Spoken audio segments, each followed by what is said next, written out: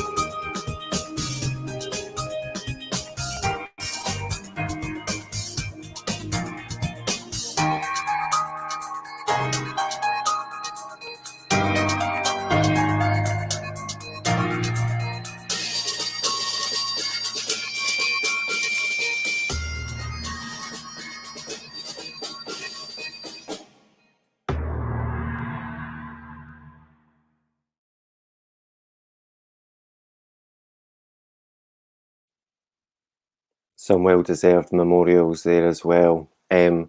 So it was so much more than Fife Pride. I've seen Perthshire Pride, Glasgow Pride, Edinburgh Pride. It was amazing. And after a year of 27 Prides in Scotland, a record-breaking year, we were wanting more this year. So as we're kind of facing lockdown, we're easing out now.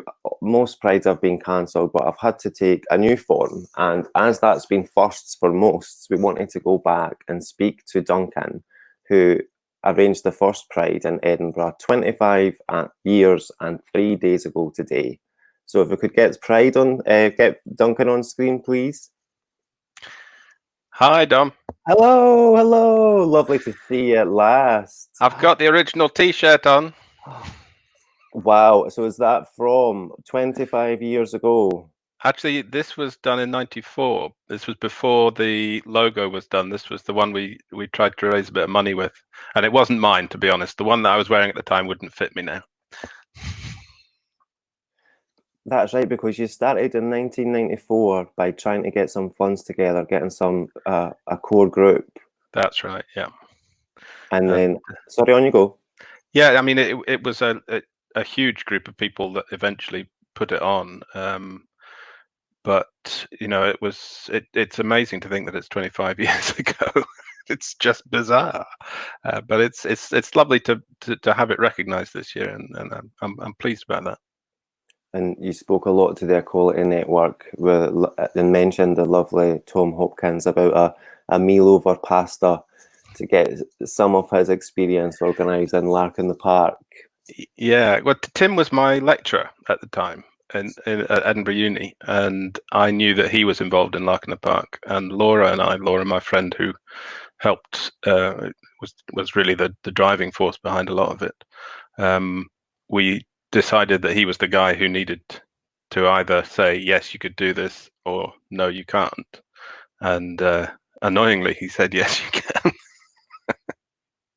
But yeah, I mean, Tim's been a stalwart of LGBT rights in Scotland for must be 35, 40 years now. He's an absolute star. But I think it's important that you say that you checked in so you didn't step on anyone's toes, but so you could also use that knowledge in the community and use his networks and get his AOK to get his support and his followers as well. Absolutely. I mean, everything that we did was, standing on the shoulders of giants. And, it was 15 years since decriminalisation in Scotland. It's a very short sort of, when you look at it from that direction. When Laura and I were talking about the piece we did for the Equality Network, it was really extraordinary to think that 25 years ago is actually just halfway between now and the first Pride ever. And it didn't, it felt like we were behind in Scotland at the time. It felt like we needed to catch up. But looking back, it feels a little bit more like we were, driving ahead in some ways. It's weird.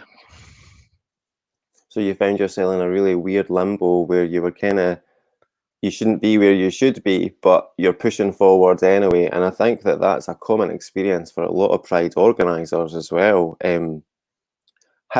What was the atmosphere on the day like?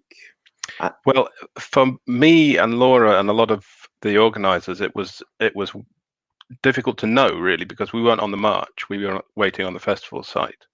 I think from what everybody said about the march, it was pretty electric, especially I think the moment when it came up the mound and you could look from the top of the mound to the bottom in Edinburgh and see a sea of banners and flags and people. But I think for me the spine tingling moment was when it was held in the Meadows, and the George IV Bridge was the route into the Meadows, and you could hear. I mean, it was deathly quiet in the Meadows when we were waiting, and we were looking at this massive space and thinking, "Oh my God, what have we done? Nobody's going to turn up." There was rain forecast, and it was just like, why did we make the tent so far apart? And then this noise started, because She Boom, the lesbian drummer group, was leading the march, and there were a lot of whistles, and so this wall of noise gradually approached, and you began to think, okay, this is actually happening now, which was pretty cool. Well, you had 3,000 people show. Yeah, and we were hoping for 500. Wow. So that was a big boost. What about the unglamorous side, the cleanup the next day, the responsibility of being the organizer? Yeah, none of it was really glamorous. I mean, the thing that always sticks in my head is we had a fantastic guy who organized the catering and who paid, because all of these things needed to tot up. It was a £30,000 budget for that first one, and from a standing start. And so we tried to get people to pay, and he did the catering. I forget exactly how much he paid for the concession, but he brought these fantastic veggie and non-veggie and quite a range of outlets. And it's fair to say they didn't do that well commercially. And there was a little bit of grumpiness because obviously it wasn't, we hadn't promised any number of people, but even 3,000 wasn't really enough for what he brought. So one of the stalls was a baked potato stall, and they had clearly over-catered, because we spent probably 3 hours on the Sunday morning clearing still really very hot baked potatoes, slimy, rained on baked potatoes wrapped in silver foil individually.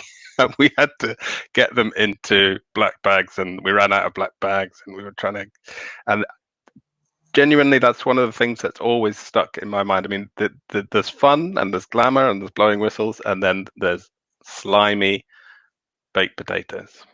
Well, I'm sure everybody that attended and all of Edinburgh are very, very happy, not just for the festival, but that you sorted those baked potatoes and you cleared them out. Exactly.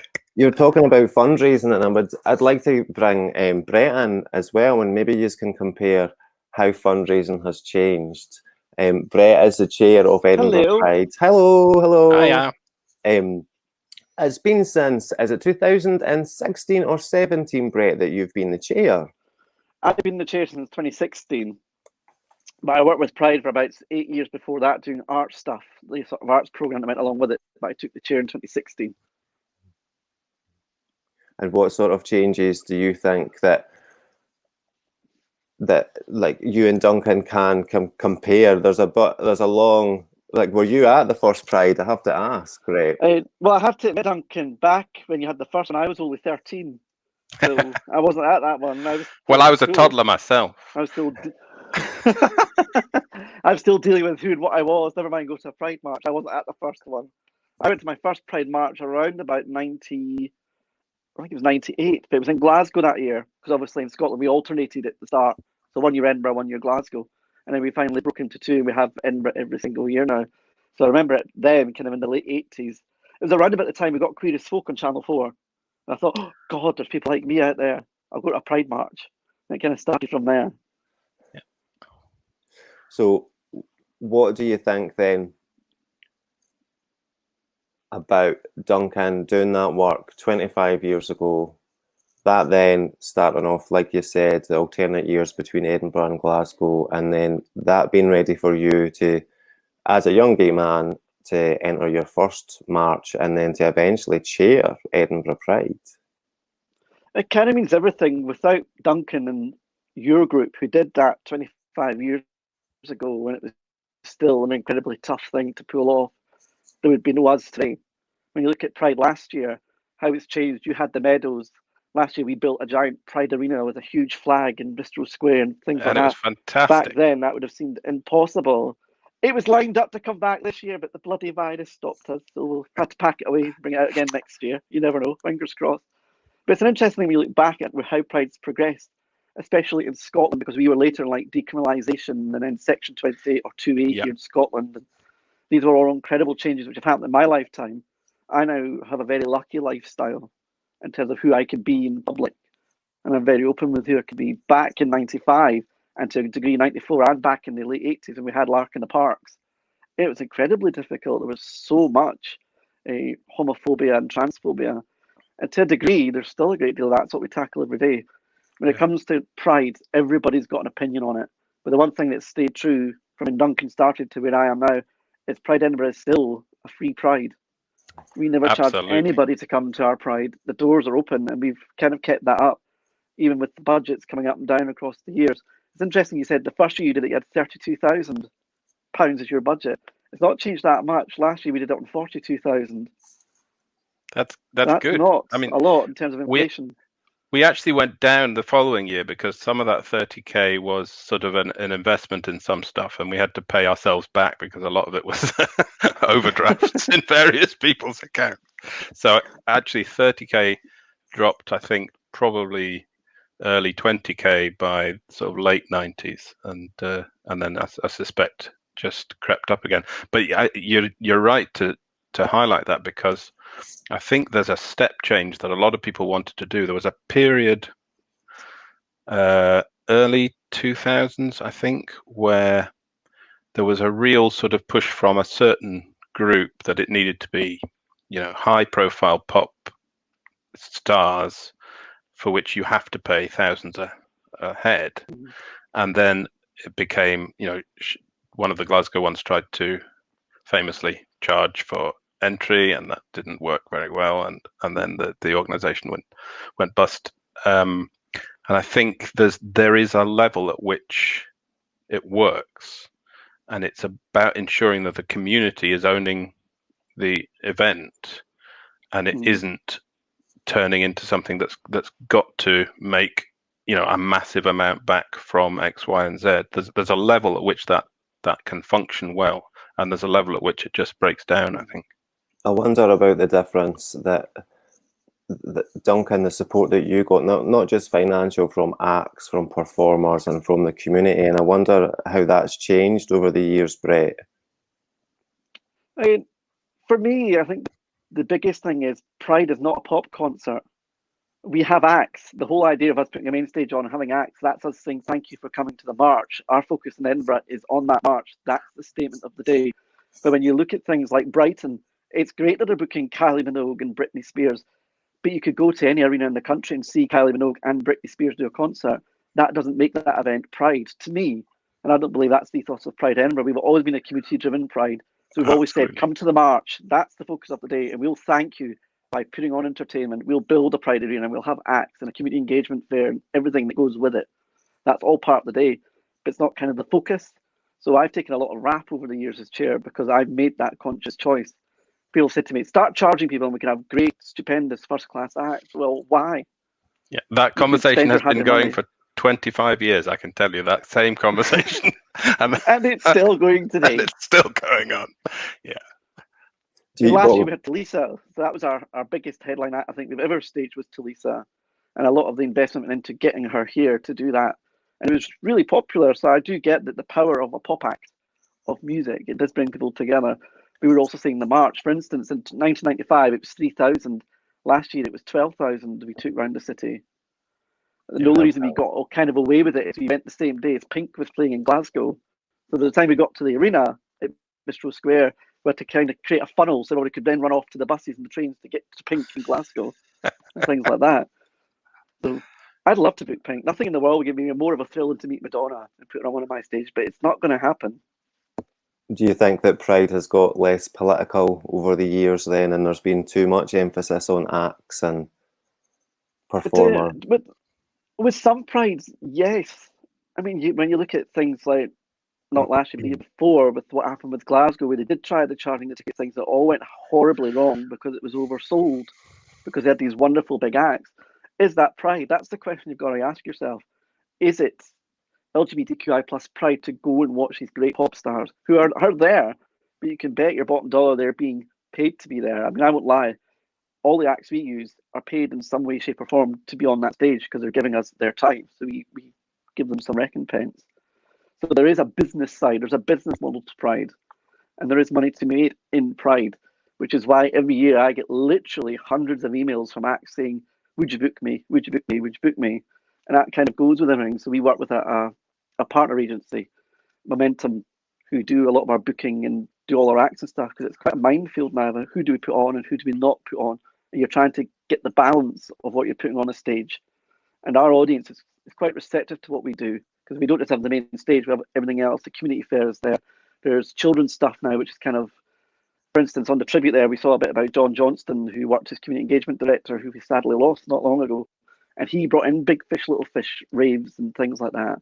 And then we kind of went into Drag Queen Story Hour with Zab and things like that. So I think we've got to try and encapsulate it as a family event now, because we now have LGBT families. When Duncan was chair, it would have been a miracle if you saw a family with 2 gay dads or 2 mums and a child, because gay adoption or LGBT adoption wasn't a thing.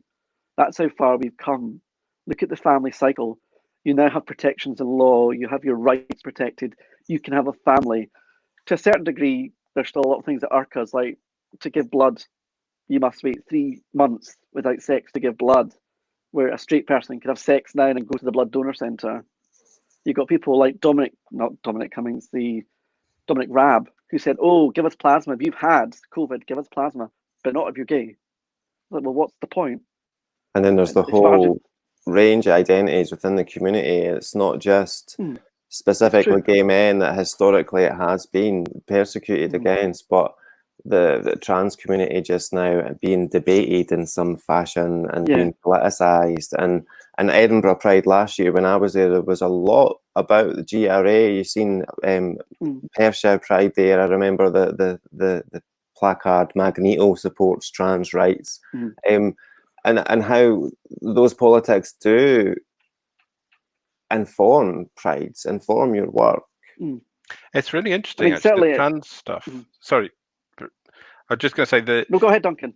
There's a lot of parallels, and I've written about it recently in terms of the parallels with Section 28 in particular. But thinking about Pride, in '95 we were LGB Pride, and we weren't T inclusive until I think '97 or '98, and that was a conversation that was difficult across a lot of areas because that sort of tension has existed for a long time. But it was a conversation we had, and it's really interesting to see the people who are not interested, actually, frankly, in LGB equality at all, trying to divide the LGB from the T now.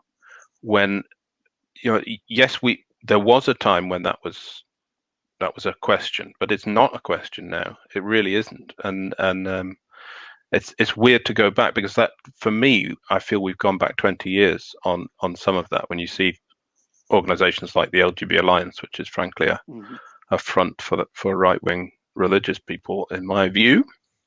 But yeah, the whole sort of what has changed over those years, when you start listing it, enumerating it, is extraordinary, and the difference between somebody standing up, being one of those 3,000 people in '95 and saying, I may be photographed, I may be filmed, although obviously there weren't the ubiquitous cameras that we have today, but it was still a political act. It was absolutely, if you go on that march, you walk onto the meadows, you are making an absolute political statement, and it was scary for a lot of people. So they were the brave people who stood up and made it happen. It's an incredible risk to take, and it's now I think as well allies, and there's a lot more room for allies at Pride who stand in solidarity. And like I said, Edinburgh Pride last year was very much trans orientated, and as a cis gay man, I was there in solidarity with that aspect of our community as well. I mean, we've tried over the last couple of years to make it more inclusive of the transgender community. So we do lots of things, like we have safe trans spaces across the site. We neutralise the toilets now. So when you come into our site, there's not male and female. We just neutralise everything. So everyone uses whatever toilet they can find across the site. Because we think that's a progressive step. It's not about just being transgender. There's non-binary, there's gender non-conforming. There's so many kind of outlets of expression about who you physically are. And I've always said as chair of Pride, it's kind of unfair that T became part of LGB in a certain way, because LGB, that's who you love and who you feel love from, whereas to be T, that's who you physically believe that you are as a person. And that's two different kind of topics of engagement, but they've been thrown together now. So we have to do our best to kind of form that kind of community niche. And anyway, you cut it, without that transgender community, without drag queens who were at that original protest back in '69 in New York, that's the starting point of Pride. As much as we celebrate 25 years of Pride marches here in Scotland, and we will do the 25th next year, it's over 50 years since Pride started. And people need to look at that kind of lineage about where we are compared to back then, where you could be jailed for being gay. There are still places in the world they will kill you for being gay. There are lots of places in the world that just kill you for being transgender. And that's quite frankly shocking. And it's still going on. We've got this whole thing at the moment about Black Lives Matter, and oh God, it does. But can you imagine being black in America and being LGBT? That must be an incredible challenge. So it's kind of, I've always thought of, when I'm working on stuff, I'd love to put myself in someone else's shoes. How do they feel? And how do we make a difference? And that's kind of what we've kind of strived for, and we will continue to strive for. The idea is, like Duncan, I'm trying to do myself out of a job. We should have the need for Pride. That's what we're aiming to get to. We're not there yet, but once we are, I love the fact that it doesn't become a thing. There is no need for a Pride, because it is just society. We accept each other for who and what we all are. But we're not there. There's just so much bigotry and phobia. And of course, what is phobia? It's a lack or unwillingness to understand someone different from yourself. And that's what Pride is. Our Pride is up to do. It's an educational tool as well, which is why we do so much community engagement. And that's kind of how our Pride is thrived over 25 years.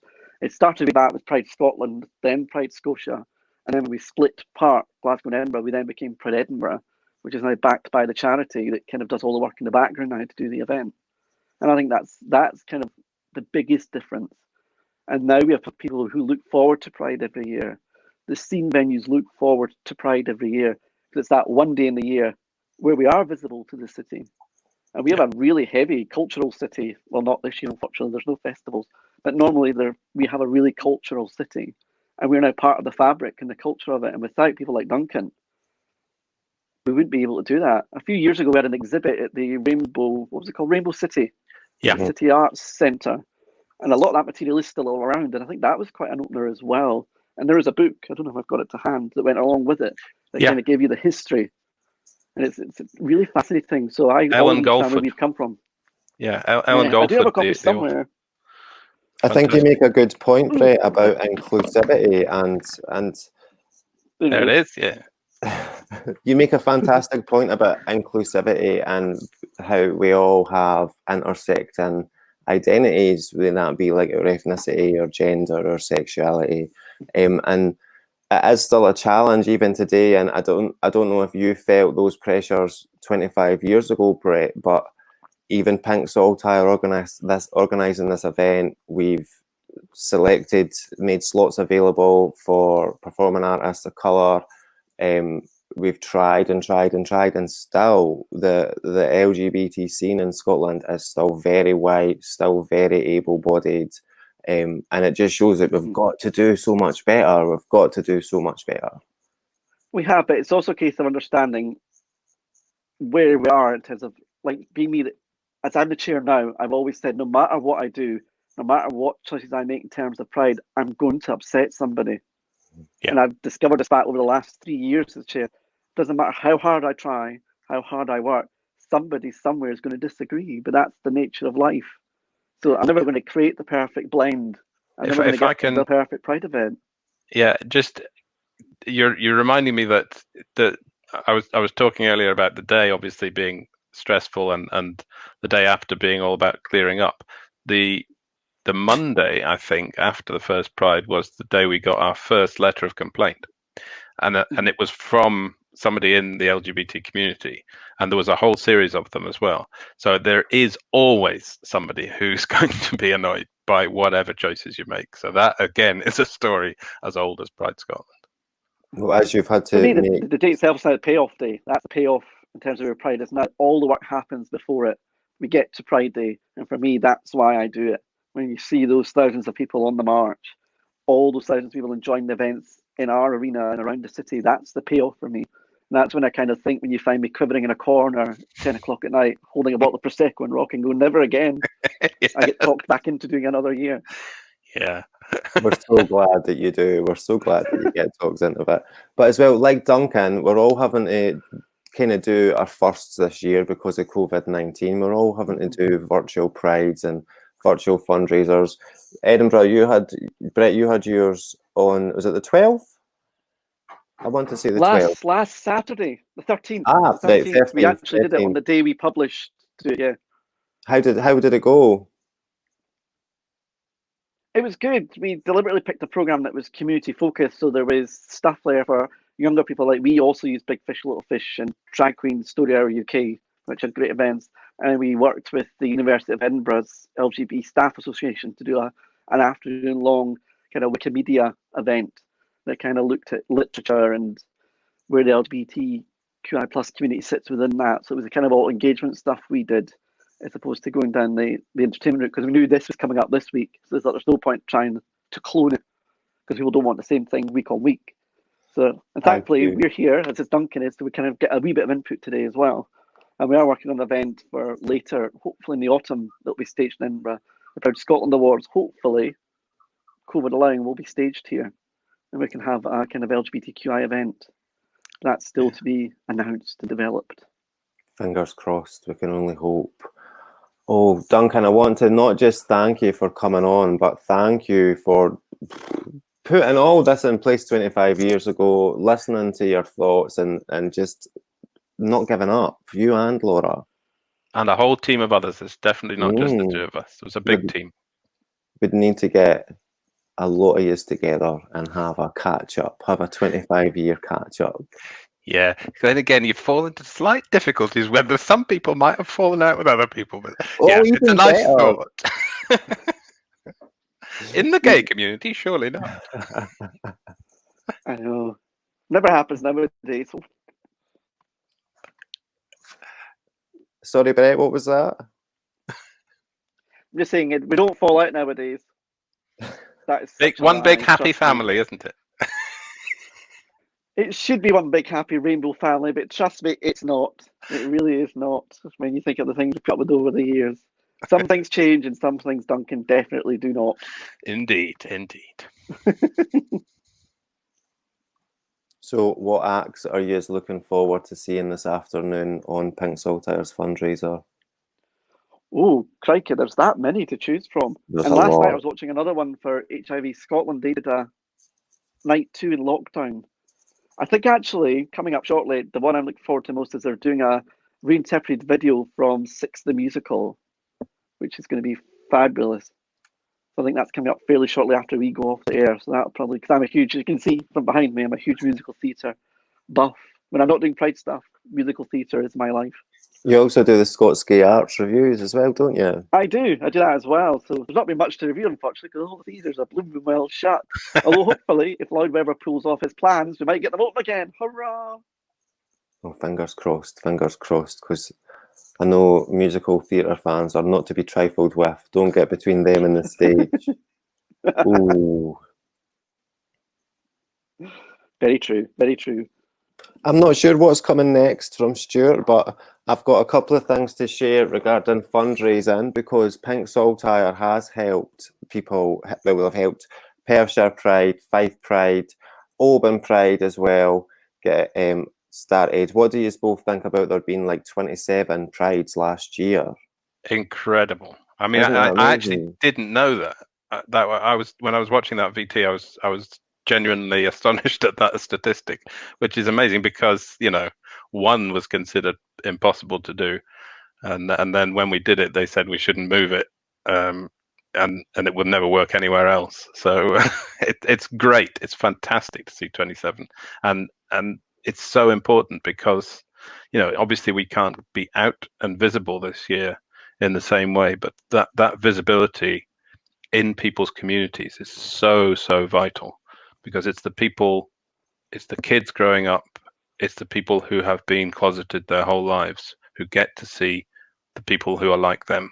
There's nothing more powerful as a political act. So 27 is absolutely brilliant. It's Amazing. incredible, especially when you look at ones like the Highlands and Islands, where a lot of these communities still observe the Sabbath. So they're still in very kind of religious communities, and they're now having Pride festivals, and I think it's wonderful. It's a great, great thing. And no, it doesn't affect the numbers at Pride Edinburgh. We still get high numbers, regardless that we've got 27 other prides running in the country. It's brilliant. The more the merrier.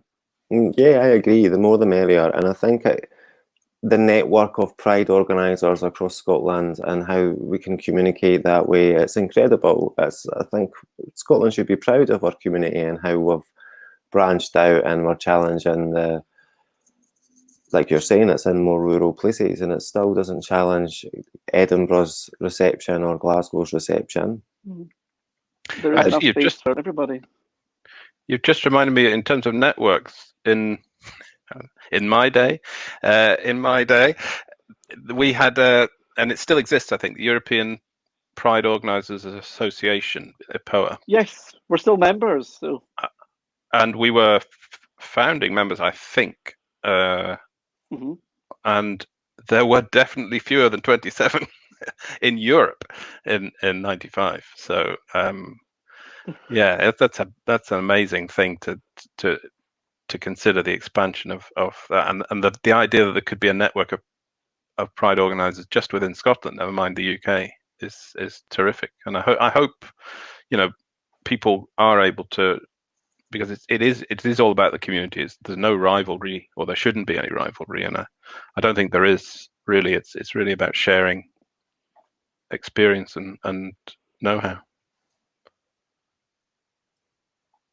Well, that's part of what Pink Saltire try and do, and going around supporting Pride, showing up at Prides, and with the timeline and the history, and I'm sure you're on that as well, Duncan, it keeps that, these stories keep the solidarity there within the community. So it's not Glasgow versus Edinburgh, it's not Oban versus Fife.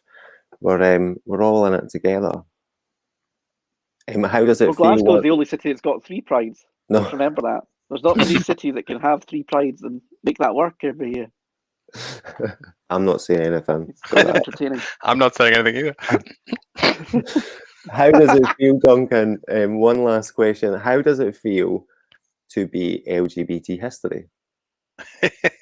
Makes me feel old, but it also makes me feel proud. And I think what I feel like is I'm just I'm being the face of the 95 event. I'm not, it was such a group effort and so reliant on the goodwill of so many people, not least the people like the council and the police, but so many members of the community as well. It feels so recent in some ways, especially when I was looking through some of the stuff that we dug out the other day on the anniversary, and looking at to-do lists that we'd got from management committee meetings, and thinking, oh God, I remember that. That was awful. That took us months. And then that suddenly became real and recent again. And then you look at some of the pictures, and it looks like history. It looks like the olden days. And that's weird. It's a weird combination, because I'm not that old. I really am not that old. But again, it's like what you're saying. It's living history. I've recently done a project with what are termed LGBT elders, and if you're over 50, you're now an LGBT elder, and that's a bit of a contested term in itself. But again, it's people growing up before decriminalisation, people growing up before even myself, before enjoying the full rights of the Equality Act. These are things that are our living history, and it's like what you're saying, it's quite, we take it for granted. We do take it for granted, and it's something that I think prides do remind us, Brett, as well, like what you're saying, the importance of the march. It's not to be complacent. Totally. I mean, something Duncan said when he first came on it, when he arranged and organised with his team the 1995 event, he said he stood on the shoulders of giants to be able to do it. That still applies. I stand on your shoulders, Duncan, and your team, because I couldn't do what we do today if you hadn't done what you did then. So it's still a cycle. It still goes round in that cycle, and we can all still make a difference, irrespective of your age. I don't always agree with the idea of elders. I don't think there is elders. Everybody's just uniquely who they were. But without Duncan and his team, I certainly wouldn't be in the chair today and wouldn't have grown Pride Edinburgh to where it is, to the kind of extravaganza of everything that it does and where it sits within the wider community. So we have to kind of respect that lineage. So you'd never know who you're talking to, who you're going to bump into the street, and their kind of connection. And that's what I find utterly fascinating. One of the people who still work with us, John Hine, has kind of done a huge plethora of prides. He might be 25 and overall, I know, because he's been there such a long time. These are kind of caveat back. But even he sees the progress of time. And time's a wonderful thing. God knows, 10 years from now, when this is all past, where are we going to be as people, as a society? And I think that's going to be the most interesting and fascinating thing. Judge ye, lest ye be judged. We need another segment for that alone, and we've just run out of time. I know. We'll come on to that at the next. We'll book another one. Saltire, we'll do another one. Yeah. Excellent. Do it next week. We'll do it next week. No bother. We'll do it a weekly thing. Get me a bottle of wine. We'll do the late night ones. Yes, that's what we need. That's what we need. Thank you, Brett, and thank you, Duncan. Thank you. Thank you so much for having us. And have a lovely Pride Day, everyone. Enjoy the entertainment. I believe there's like 13 hours of it, 12 hours still to come. Oh my God, I'm not going to last the pace of that. But have fun. Lots of coffee. Enjoy celebrating who and what you are. Absolutely. Always. Happy always. Pride. Thank you. Right, I'm going to do some housekeeping now. As you've seen at the bottom, You can donate to Pink Saltire. There's three different ways to do it. You can buy at the store, pinksaltire.com/store. You can also text Pride 3 to 70450. But if you want no marketing information, text Pride no info free to the same number at 70450. There's also a GoFundMe page that you can go to. It's just Google search Pink Saltire GoFundMe and you'll find it, no problem. This is just, like I said, there's been so many Prides cancelled this year. Pink Saltire was expected to make at least £20,000, but again, all charities are having to pull their bootstraps together and do what they can. This money is to help Pink Saltire do what they do, to represent LGBT people in Scotland, from the cities to the Isles, support Pride events, like I said, Fife, Perthshire Pride, Dundee Pride. Pink Saltire has also been delivering COVID hardship relief here in Fife. That's been open to everybody, open to families, kids, everybody who needs it. And over the last week, that has been expanded to Grampian, Perth and Kinross. So donate, throw in what you can, and it will be used for a great cause, and it will be used to keep the work going, what me, Brett and Duncan have been talking about today.